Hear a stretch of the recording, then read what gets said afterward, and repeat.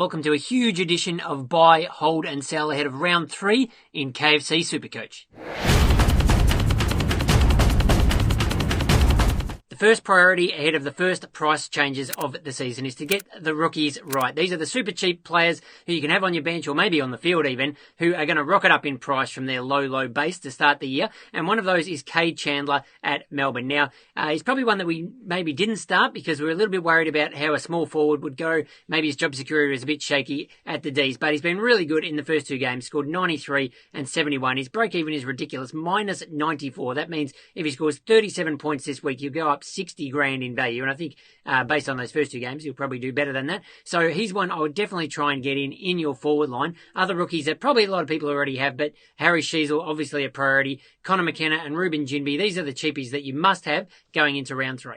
Once we have all the right rookies, the next priority is mid-prices. Who of these guys in the 200, 300k price bracket who are going to rocket up in value as well that we want to get on before they get out of the station? And Jack Ziebell is definitely in that category. He did it 2 years ago at the Kangaroos, and he's playing that role again down in defence for Clarko, where we know he can score so well, averaging 112.5 over the first 2 rounds. He's top 5 in the AFL for marks and for kicks, and he rarely makes a mistake because they love giving the ball to him, and he's a really good ball user. So all ticks a heap of boxes for KFC SuperCoach, as well as the fact that in round 6 he's almost certain to get dual position eligibility, which means he'll be a forward defender. We can flick him back into our defence to help cover some holes back there. So that's another reason to pick Jack Ziebell this week.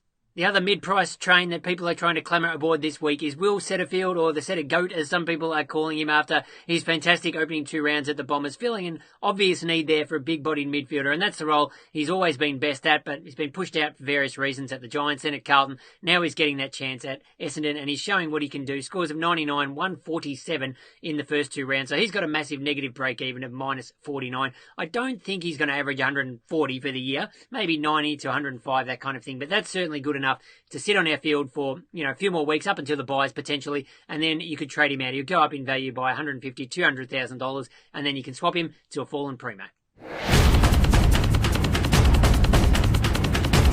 Who to hold this week? Big decision, and I'm holding Sean Darcy in the ruck, partly because I've got plenty of other issues that I need to deal with, but I can understand why people are trading him out. Scored just a 41 on the weekend, -4 at halftime. Many people were probably waiting for SuperCoach to open so they could hit the trade button. It was just an absolutely terrible performance from Big Darcy, but I'm backing him in to bounce back this week. They play the Eagles. He's got a fantastic record against them, scored 150 the last 2 times he's played them in the derbies over there, and West Coast is playing without Nick Natanui. They've got Bailey J. Williams in the ruck, so a bit of a depleted ruck lineup there. They gave up 130 points to Matt Flynn last weekend, so I'm giving Sean Darcy one more week. If he doesn't fire for me this week, he might have to go, but one more week for Sean Darcy. So who are we trading out ahead of the first price changes to get in all these players that we want? Number 1 on the list for me is Nat Fyfe. This is a pretty easy one if you've still got him like I do. Definitely a failed pick in KFC SuperCoach this year. 26 points in round 1. Nowhere near what we expected. And then he was a laid out in round 2, so we didn't get anything. I'm sure he'll be better than that when he gets back and gets a decent run at it. But we can't afford to wait in KFC SuperCoach. And for me, he's an easy trade to someone like Setterfield or Ziebell.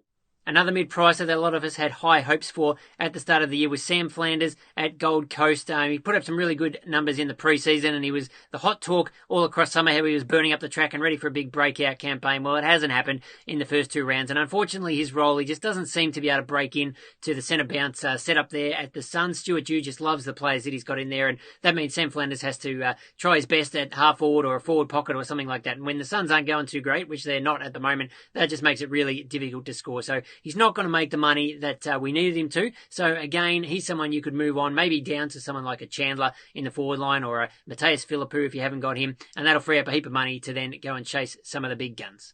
The traditional way of playing KFC SuperCoach is at round 3 to just make sure you get your rookies right. Don't worry about these mid-prices. And while the game has changed, I think that is still something we need to pay attention to. And if you're bringing in a Chandler or Ginby or McKenna, these sort of rookies, before they shoot up in price, one that you could move sideways to just make that happen is Campbell Chesser at West Coast. He's played both games but scored in the 20s in both occasions. He's really going to struggle to make money, which is really what he's there for. I don't think you'd ever want to put him on your field to get the scores that he's putting up. Unfortunately, he's coming back from a foot injury, so it's going to be a bit of a slow burn for him. So I think he's one we can move out. Make sure you've got all the right rookies on the bench before we head into round 3.